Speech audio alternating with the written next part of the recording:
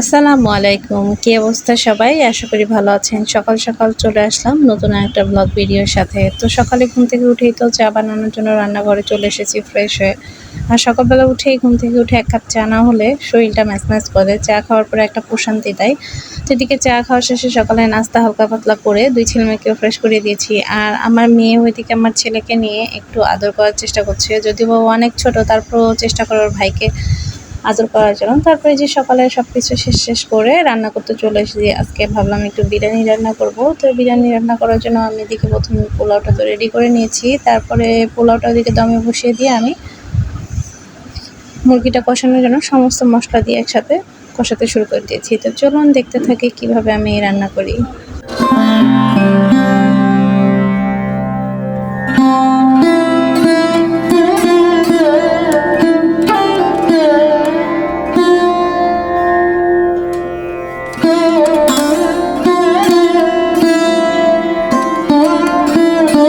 তো এদিকে আমার মুরগি রান্নাটাও শেষ। এখন আমি বিরিয়ানিটা দমে বসিয়ে দিলাম। তারপরে এই যে আমার দুপুরের পরে খাওয়া দাওয়া শেষ করে একটা অর্ডারের কাজ ছিল, সেটা কেটে নিয়ে এখন দুপুরের পরে ছেলে মেয়েকে রেডি করে ঘুম পাড়িয়ে দিব, দিয়ে এই কাজটা করতে বলবো। তাই এই কাপড়টা কেটে নিচ্ছি।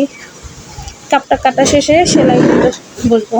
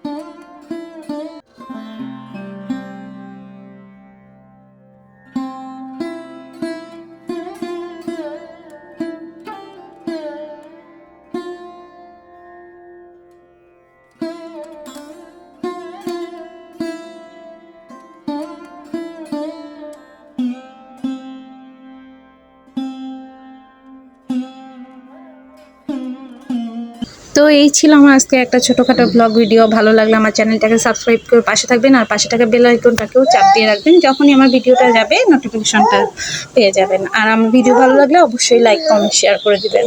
আল্লাহ হাফেজ।